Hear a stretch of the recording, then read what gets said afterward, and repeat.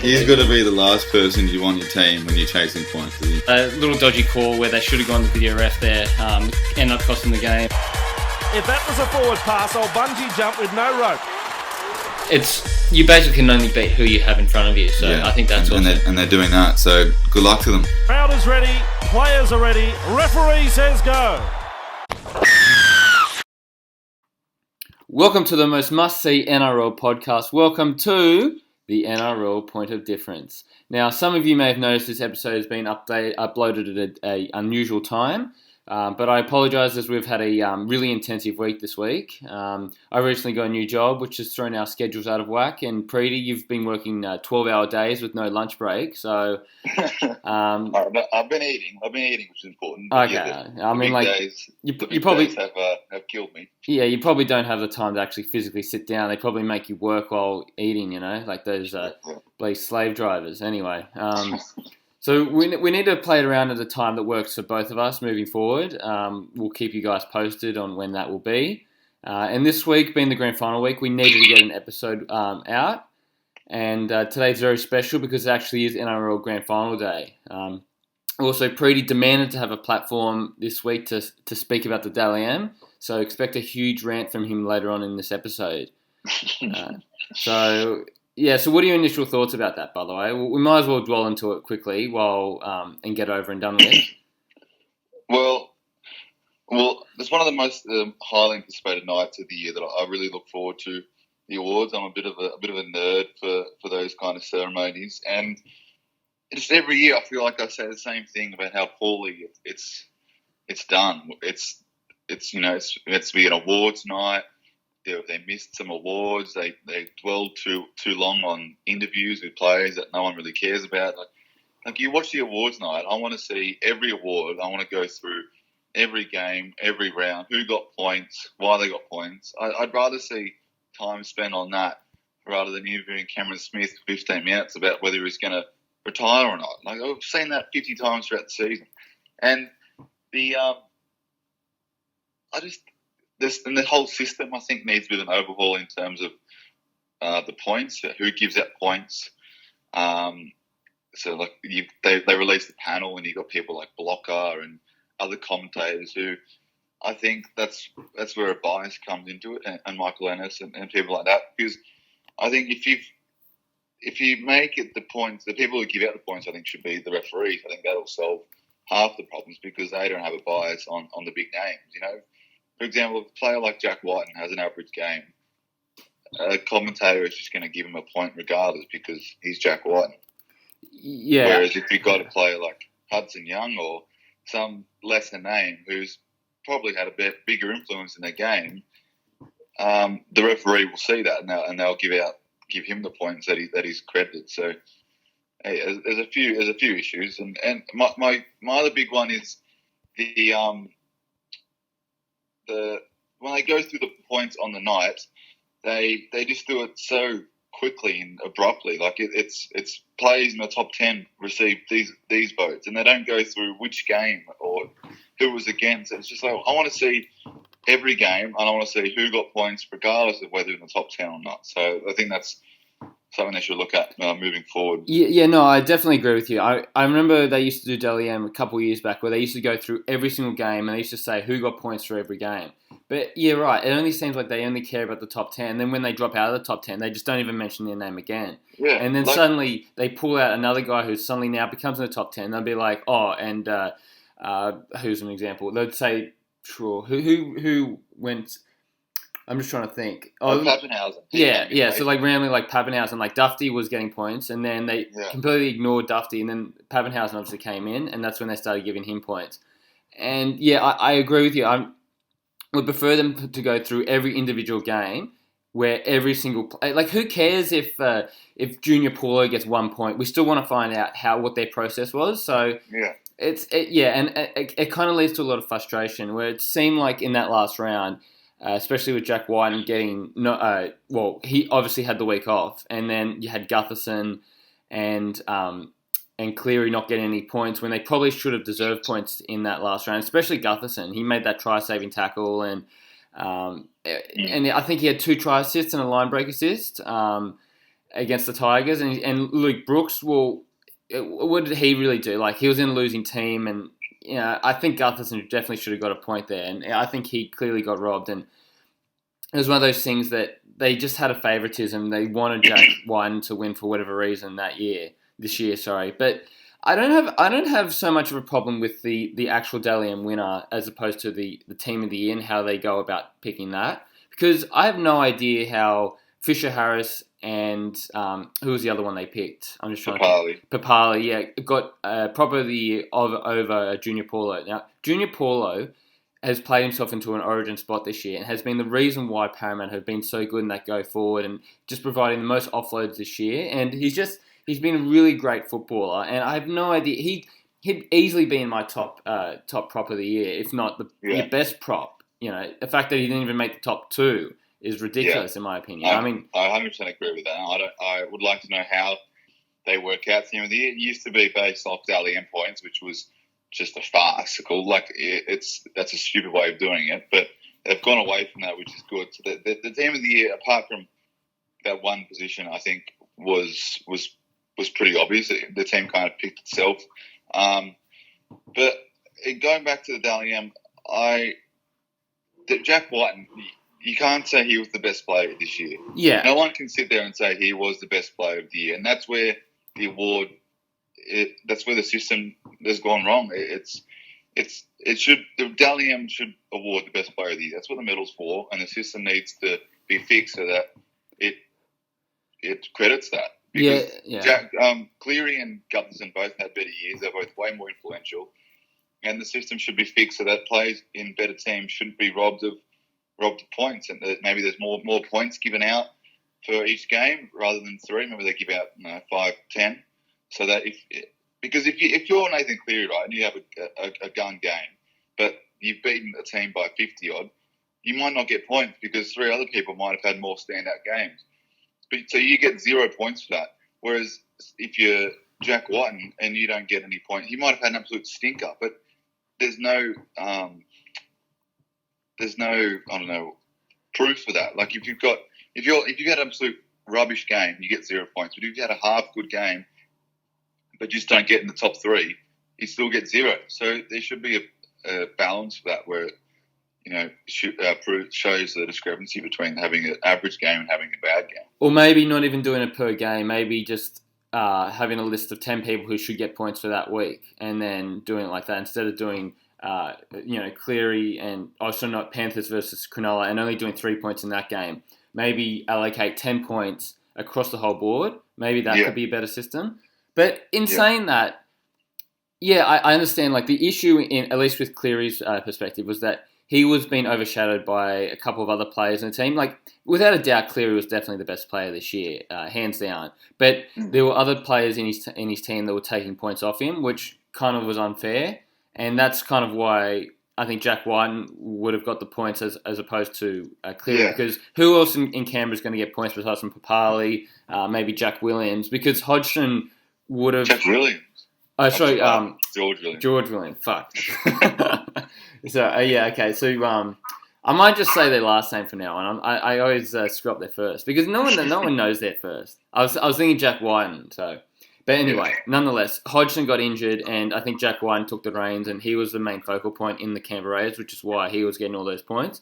But looking at the last, 10 years or so, you can't really argue with the kind of Dally M that got picked. You got, Billy Slater, Ben Barber in 2012. You got Cooper Cronk, Hayne, Thurston, Tamalolo, Smith, Tuivasa, and Tedesco. And now those have been the greatest players who have played the game in the last 10 years or so. So, I mean, at least this year it's going a bit haywire. Maybe Volandis might have to get in there and have a look at the system and maybe make a better recommendation into how they could do it.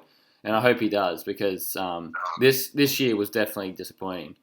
Yeah, well, this could be a reason for a feature episode maybe next week or week after, and we can just do a full length on where the Dally M's gone wrong and what could be done to overhaul the system and the actual awards night itself. Yeah, okay, that sounds like a good idea. Moving on to the NRL Grand Final. So we've got the two best teams this year. We've got Penrith and Melbourne. And Yeah. and we're looking at the statistics since 2012.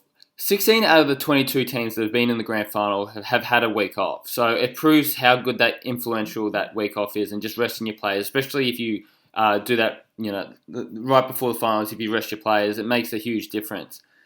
And I really can't pick this one. We look at kind of the Raiders versus Storm. We'll start off with that one. We'll just do a quick overview. Now, Storm absolutely dominated Canberra in the first 20, and it was absolutely over since then. But the resilience of the Storm defence to stop Canberra from hitting back, I think, impressed me even more than that first 20 minutes. Especially when Raiders came out of the chopping block up in that second half. Have you ever seen a tackle like that first one? Was it on Finucane? I think it was. And off the kickoff, they picked him up and absolutely dumped him and forced a line drop out. What did Ricky give it them at half time? Yeah, I know.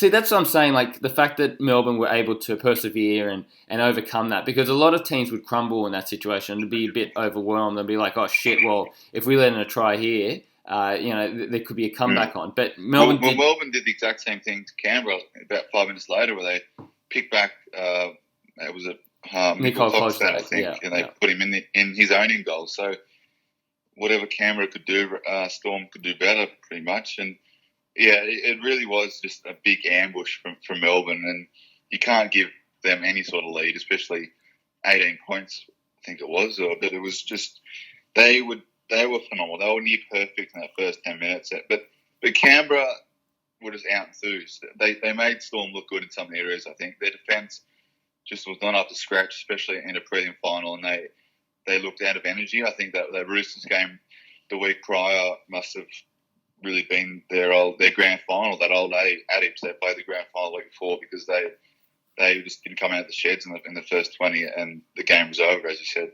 Well, yeah, I actually mentioned that last week, that was their grand final, and that's kind of could have taken the wind out of their sails. But you've also got to think about, I think, only had an hour. They landed an hour before kickoff, so they really didn't have much time to prepare and warm up. And maybe that was the reason why they started off so slow, and Melbourne just capitalised on that.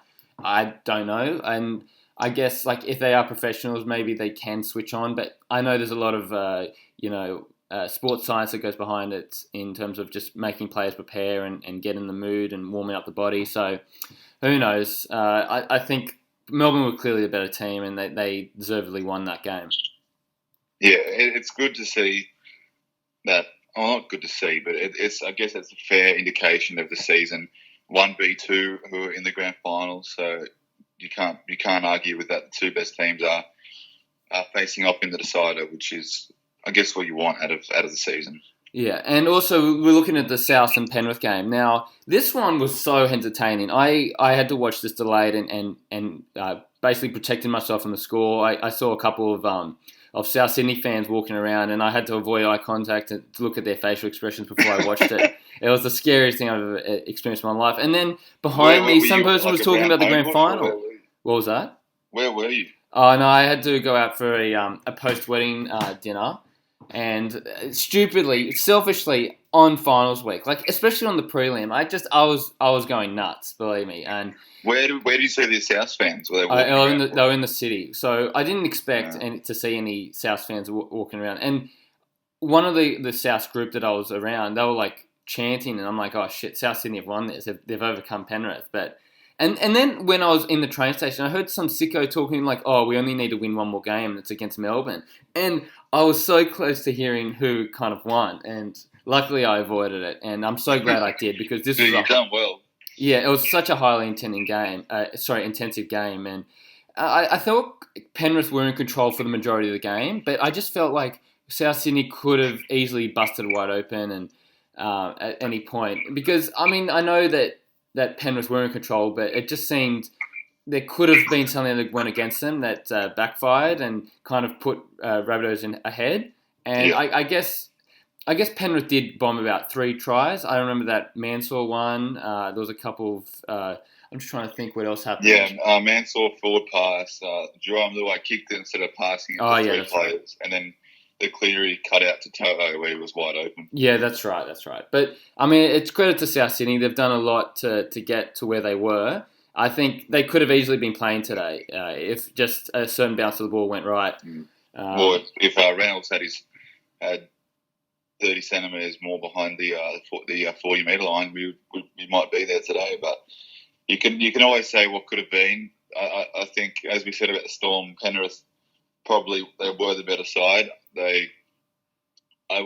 From a South's point of view, I was feeling like when Penrith they were absolutely dominating us in that second 20 of the first half, and we were just holding on for dear life. And Penrith bombed 3 tries, and I was thinking we could get lucky here and win this game, because maybe just Penrith were a bit frazzled. Their confident, their composure and their experience might have been letting them down in the big moments, and they couldn't finish off those plays. But they got there in the end. A bit lucky in the end with the 40-20, you could argue, but I think that they definitely deserved their spot in the grand final. Well, it was a really sloppy game as well, and I think a lot of errors. I think the ball, it was quite slippery, which I didn't know from the stands. But I think on the commentary they were saying that it was quite dewy out there, hence the few handling errors. Well, there was a bit of rain before the game, so it was a very very wet ground. But I think Penrith had a 65 completion rate in that game, which is very poor for a top team. And maybe they'll use that, because I know today is a very rainy day, so maybe they'll be using that as a reference point, being like, oh, we can't afford to make this many errors. I think Capel made quite a few mistakes, and it's going to be interesting to see how they kind of hit back after that game. But Storm will punish Penrith more than what South said. If you give Storm a sniff, they'll make you pay, and that's why they've been now in 8-9 grand finals in their history. So it's pretty ridiculous. But how many have they actually won? Like 3. I mean, is it 3? So they've won 2012. Yeah, so 3. Not including the ones they got taken off, yeah. Wait, I'm just trying to think. It's 2012. They won the one against Cowboys. 16. No, that was 17. So they've only won 2 then. 2 out of 10, if you don't count the cheating ones, which was 2. So I think they've got actually a poor record in grand finals. Am I right in saying that? Is it only 2? Yeah, 2 in the 2 since. Yeah, well, they won in 7 and 8 and 9, but they were taken off them. Sorry, they won in 7 and 09. And then, beat Storm and beat the Cowboys. Yeah, you mean Bulldogs and Cowboys. Yeah, okay. So they've actually got a pretty poor record then. So it's only 4 grand final wins out of 10, and 2 of those were cheating. So, I think Penrith 2 from 2 from grand finals, if I'm not mistaken. So it's going to be interesting to see kind of how it's going to turn out tonight. And I can't wait for this mouth-watering clash. Yeah, I hope it lives up to the hype. I really do. I hope the rain doesn't play too much of a part. I don't think the rain will benefit either side. There's talk that it benefits Storm just because of their experience, but these teams both have unbelievable forward packs, and that's what you need in a big game, especially when it's raining, when it's wet, because that's where it's going to be won. And they both like to spread the ball wide and out the back line, and the rain's going to hamper that. But I think it's going to be won through Fisher Harris, Tarmow, and then against the likes of Welch and Somaloma, and those bigger men, and then the influence of Smith and Coruscant will be huge. And they've also got Kikau coming back in, who's a big addition. Yeah, I think that's going to be where Penrith win, is in the forward pack. And I think you also got to look at the kicking game as well from Cleary and Hughes. Hughes has actually been pretty good in the kind of tactical kicking game, and I guess you got Cameron Smith out of dummy half as well, which gives Melbourne an advantage. I think sometimes Melbourne will have a really good set after points, and you kind of can put that to Cameron Smith's kicking game, so he'll kick very early and just put the opposition team on the back foot. So, yeah, this is the true 50-50. I know the bookmakers have got Melbourne at favourites, and they're saying that they're going to, benefit from the rain, as you mentioned. But I actually think I'm feeling a Penrith win. I don't know why. I just have a feeling I can just see them at the end of the game winning.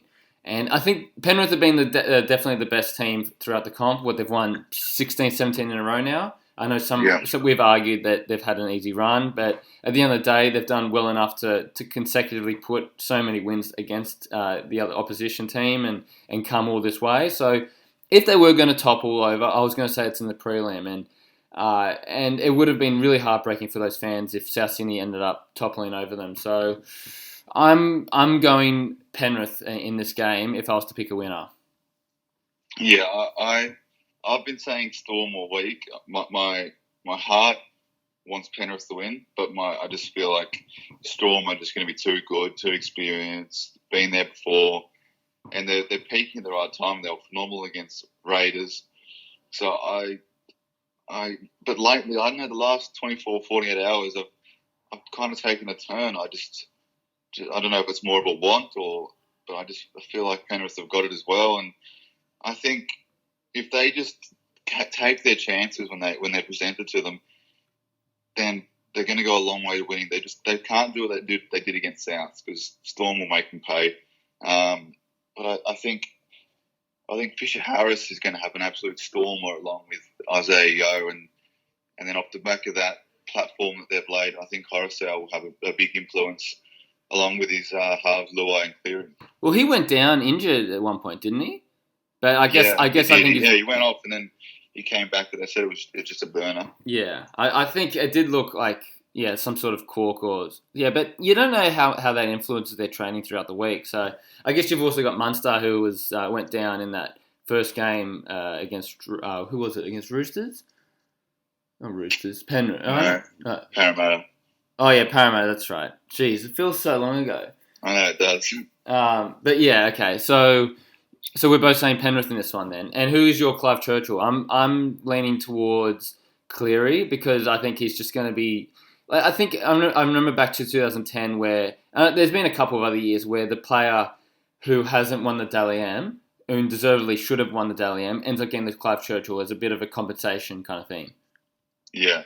Well, Cleary is the obvious pick. I think if his kicking game is on point and he can control the tempo, put his team in positions, know when to give them a rest, when to attack with those long range, short range kicking games, he'll be massive in Penrith's chances. But I'm going to go forward in this. I think I can't either Isaiah Yeo or Fisher Harris. I think I'm going to go Yeo just because I feel like he can have a bigger moment like he did against Souths, and he obviously plays 80 minutes. But then you've also got Coruscant. You could have, I'm going to go Coruscant. I'm Coruscant. Yeah, I was feeling Coruscant at one point, but yeah, I don't think Isaiah Yeo is going to get it because I think he is on that underrated kind of workhorse. But I guess like last week when he made that big line bust up the middle and put Penrith away, people kind of have woken up to the fact that he is definitely a game changer and one of those players that you definitely need in your team. We should actually do a whole team of players that every team needs. Like you've got to have Isaiah, Cameron McGuinness and the likes of that. Just those real workhorses that you just need in your team. Maybe I'm trying to think. Maybe Cameron Murray would be worthy of putting in there. Well, your nickname in our group of friends is Isaiah Yeo because you're just always reliable on a good night out, aren't you? Yeah, well, that's it. So you turn up, have a few drinks. You don't leave early. Yeah, well, I try and put the hard yards in and make my team very happy. So what can I say? All right. We have any other comments?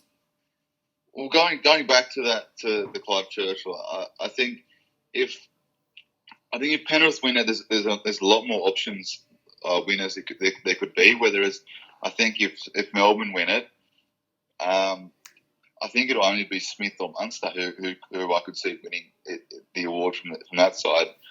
But Penrith, you got Cleary, you got Coruscant. Oh, I could see Pappenhausen winning it if he's got like about 3 tries or. I guess like this one's going to be a real nitty gritty grind, so it's going to be 1 to 12 either side. And you're right. Like there's only a handful of players who will get it, and it's always the playmakers, and it's never hardly ever really a forward that I've noticed that gets a Clive Churchill. I'm sure there's been a couple of examples. I'd have to look through them. I'll quickly bring them up. Who's your first try scorer? My first try scorer. I'm going to say Josh Adokar because I think Yeah, I think Melbourne are going to get off to an early lead, and everyone's going to be like, "Oh no, Penrith are going to lose," and then Penrith will hit back, just like they did against Rabbitohs. Yeah, I think the only forward who has actually won it in the last 4 years or 5 years has been Luke Lewis, and then you obviously had Sam Burgess who played with a broken face, and then going back you had Glenn Stewart, Brent Kite, and that's about it. So it's very unlikely that a forward gets it unless they're a true workman and someone who makes a huge influence in the game. So yeah. Well, I think it's a forwards night tonight. I think that there could be a smoky forward to win it, but I'm going to go first try scorer. Another smoky. I can't get away from Fisher Harris. I reckon I can see him going under the post early and just really fired up. Gee, a little short ball out of dumb and half from Coruscant. Gee, that's worthy of a $5 bet, I reckon. Yeah, I already have. Oh, jeez. Gee, addicted gambler there. Well, I was looking at earlier in the week, and he was paying $97. Jeez. I guess That's outrageous. Yeah, I guess in this game, if there's going to be a first try scorer and a forward, it would be today because, just with the nature of the weather, and it's not really going to be one of those games where people kind of shift to the wing as soon as possible. With a lot of drop balls, so it's also that rain that's just drizzling. It's not like downpour where you can manage it. It's just enough that kind of puts you off and makes the ball really slippery and wet. I don't know if you ever played in these conditions. It's horrible, not fun. Like I'd prefer to completely play in downpour as opposed to kind of that drizzling. It's just rainfall. annoying. Yeah. All right, well, that's all we have time for this week. It's been a pleasure chatting with you, Preeti. Hopefully we get both our predictions right, and it'll be interesting. I'm literally counting down the minutes until 7:30 when the game kicks off, and oh, God, I'm so excited. Well, I'll be out there, so I hope the rain stays away. I'll be under cover at least, but hope it's not too cold and miserable. Yeah, you and your presidential suite seats, isn't that right? Yeah, in the corporate. No, not corporate tonight, but I'll be level 4 undercover, so I'll enjoy it regardless. Can't wait. Well, I hope you enjoy a couple of beers while you watch the game, and have a good one. Likewise. All right.